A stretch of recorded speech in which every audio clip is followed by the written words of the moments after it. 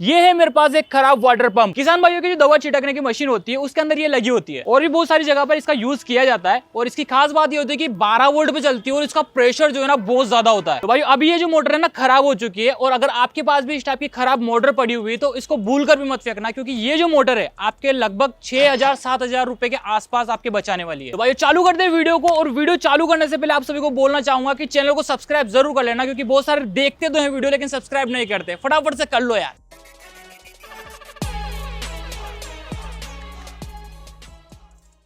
तो भाई ये है मेरे पास स्प्रे मशीन का खराब वाटर पंप, और आप देख सकते हो ये जो है काफी टाइम से काम कर रहा था, तो यहाँ पर पूरा गंदा भी हो चुका, मशीन के अंदर से निकाल रखा है इसको। और यहाँ पर प्रॉब्लम ये आई है कि इसकी जो मोटर है भाई उस मोटर के अंदर पानी घुस गया, जिसके कारण ये खराब हो चुकी है। तो हमें सबसे पहले इसको ओपन करना होगा ताकि हम इसकी और भी प्रॉब्लम देख सके, क्या क्या प्रॉब्लम है, उसके बाद इसके अंदर मॉडिफिकेशन करेंगे।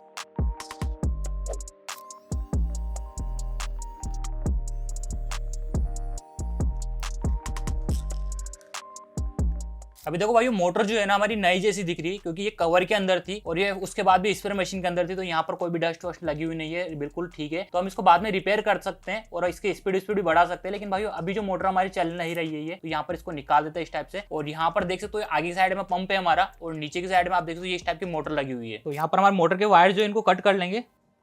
ये हमारा जो है वाटर पंप सिस्टम जो है ना उसका पूरा सिस्टम है आगे साइड में, और यहाँ पर 2 वायर निकले हुए हैं। ये हमारा ऑटो कट ऑफ का जो सिस्टम है उसका यहाँ पर वायर निकले हुए हैं। अब यहाँ पर मोटर देख रहे हो आप, इस मोटर के आगे साइड में जो बेरिंग लगा हुआ है और यहाँ पर ये देख सकते हो इसका माउंट लगा है, इन दोनों को भी हम खोल लेंगे।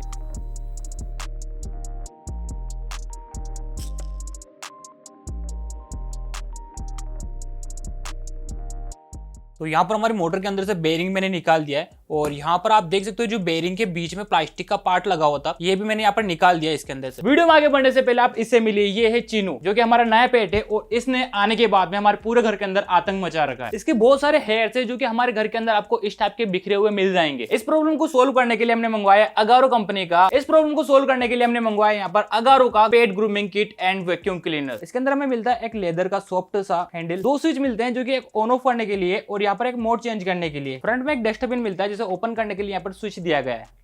डस्टबिन को आप इस टाइप से ओपन कर सकते हो और इसको क्लीन कर सकते हो। यहाँ पर 2 स्टेज फिल्टर दिया गया है जो 90.99% डस्ट और हेयर को यहाँ पर ही रोक लेता है। इसके साथ में मिलता है एक यूजर मैनुअल और ये आता है 1 ईयर की वारंटी के साथ में, और साथ ही में बहुत सारे अटैचमेंट भी, जैसे कि silicone comb, grooming comb, trimmer, 2-in-1 flat brush, pet hair roller brush, massage comb और वैक्यूम होज जो कि 6 से 7 फीट लंबा है। यहाँ पर 5 ट्रिमर हेयर कॉम्ब भी मिलते हैं जो कि ट्रिमर के सामने साइड में इस टाइप से लग जाता है और हेयर लेंथ सेट करने में काम आएगा। और इन सभी को रखने के लिए एक कैरी बैग भी मिल जाता है। वैक्यूम होज के अंदर ही पावर लीड भी दी गई है ताकि हमारे ट्रिमर इनको पावर मिल सके। तो चलो अब इसको यूज करके देखते हैं। इसके साथ में एक पावर केबल आती है जिसको वैक्यूम के पीछे की साइड में हमें अटैच करना होगा। अब इसको चालू करते हैं। जैसे हमने टच करा ये ऑन हो गया। अब मोड स्विच को हम दबाकर इसकी स्पीड कम ज्यादा कर सकते हैं।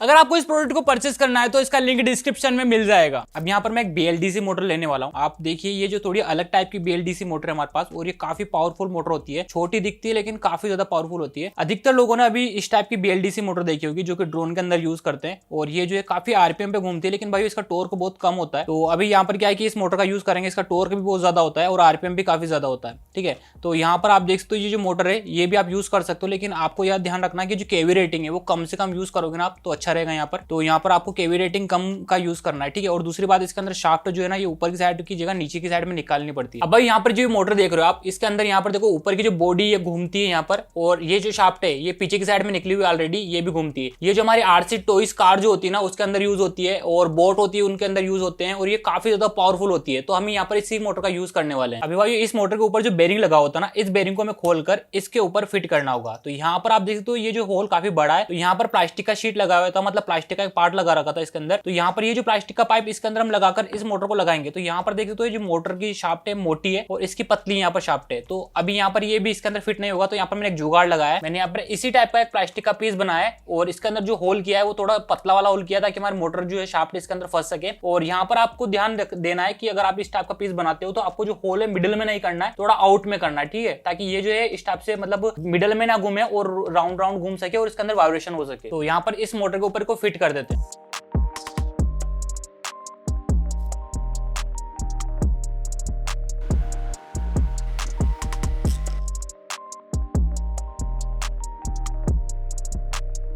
तो फाइनली गाइस यहाँ पर आप देख सकते हो हमने बेरिंग को फिट कर दिया है और यहाँ पर मोटर माउंट जो है उसको भी मैंने लगा दिया है। यहाँ पर क्या करेंगे, इस मोटर को इस टाइप से हम लगाएंगे इसके अंदर और यहाँ पर हमें क्या करना होगा, जो मोटर माउंट दिख रहा है इसके अंदर मार्किंग लगानी होगी और 2 होल करने के बाद में स्क्रू लगाने होंगे ताकि हमारी जो मोटर है यहाँ पर फिट हो सके।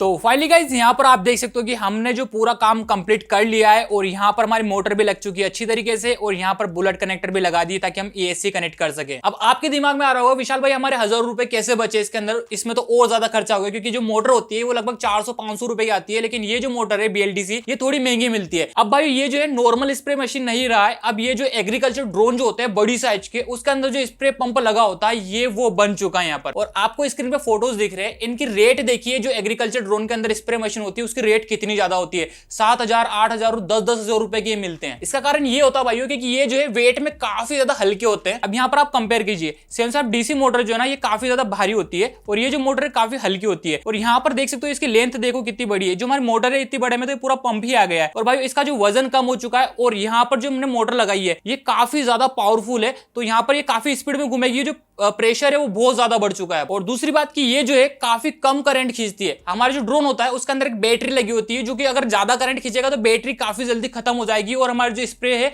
वो नहीं हो पाएगा। अब यहाँ पर आप देखिए कि ये जो हमारे पंप है इसको हम एसी के साथ में कनेक्ट कर सकते हैं और हमारा जो फ्लाइट कंट्रोलर होता है उसके अंदर आप इसको सेट कर सकते हो, डायरेक्टली रिमोट से इसको ऑन ऑफ कर सकते हो। इस काम को हम अगर डीसी मोटर के साथ में करेंगे तो उसमें बहुत ज्यादा खर्चा आता है क्योंकि डीसी मोटर का जो एसी होता है काफी ज्यादा महंगा मिलता है। अभी इसी जगह पर आप देखिए कि हमारे डीसी मोटर जो है इसका वजन ज्यादा रहेगा, ज्यादा जगह घेरेगा और इसका एसी जो होता है वो काफी ज्यादा महंगा मिलता है डीसी एसी। और उसके बाद में जो हमारा ड्रोन का वजन बढ़ जाएगा, करंट ज्यादा खींचेगा तो काफी ज्यादा महंगा पड़ जाता है। अब यहाँ पर आपको चलाकर दिखाता हूँ। इसके लिए मैं 40 एम्पियर की एक एसी का यूज कर रहा हूँ जो कि यहाँ पर डायरेक्टली मैं कनेक्ट कर दूंगा इसके अंदर। अब यहाँ पर मैं 3S लिपो बैटरी का यूज करूंगा इसके लिए, तो यहाँ पर मैं इसको कनेक्ट कर देता हूँ।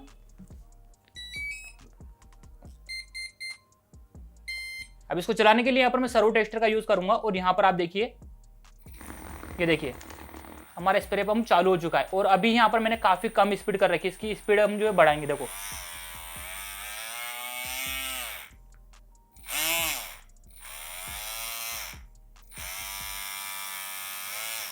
तो अभी यहाँ पर क्या कर रहे हैं, इसके नली वली सब लगा के इसका स्प्रे देखते हैं। तो यहाँ पर हमने पाइप से लगा लिया इसके अंदर और यहाँ पर आप देख सकते हो मेरे पास एक बोतल है, 1 लीटर की बोतल हम लेके आए ताकि हमें पता रहे कि यहाँ पर इसका प्रेशर कितना जा रहा है।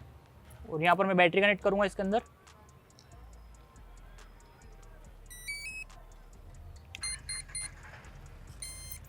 और फाइनली गाइज अब हमारी मोटर को चालू करके देखते हैं।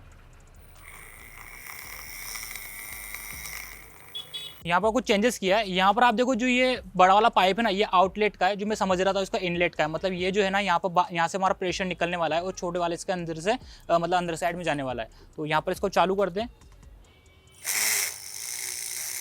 देखो देखो भाई साहब अभी कि थोड़ी सी देर में हमारी जो बोतल है इसने खाली कर दी। अब आप सोच रहे हो इसके अंदर से प्रेशर क्यों निकल रहा है, क्योंकि भाई यहाँ से जो है ना इसका प्रेशर बहुत ज़्यादा है, लेकिन यहाँ पर इसका पाइप बड़ा है ना तो यहाँ पर प्रेशर दिख नहीं रहा है आपको। तो एक बार हम आपको चला कर दिखाते हैं। तो अभी यहाँ पर इसका प्रेशर आपको दिखाता हूँ मैं। हम इसको चालू करते हैं और ये हमारा इसके अंदर प्रेशर आने लगा है। अभी यहाँ पर देखिए इसका प्रेशर देखिए देखिए भाई साहब बहुत ज़्यादा प्रेशर है। भाई साहब इसका प्रेशर तो ना यार बहुत ज्यादा खतरनाक है यार, मतलब थोड़ी देर चलाएंगे और यहाँ पर जो बोतल है उसको खाली कर देगा यहाँ पर। और भाई यहाँ पर जो प्रेशर अगर हम हाथ लगा कर रखेंगे ना तो ये नली फाड़ देगा, इतना ज्यादा प्रेशर है इसका। तो फाइनली गाइस आपको ये प्रोडक्ट कैसा लगा मुझे कमेंट करके जरूर बताना, अगर अच्छा लगा हो तो लाइक कर देना और अपने फ्रेंड के साथ भी शेयर कर देना। मिलते हैं नेक्स्ट वीडियो के अंदर। जय हिंद, जय भारत, बाय बाय।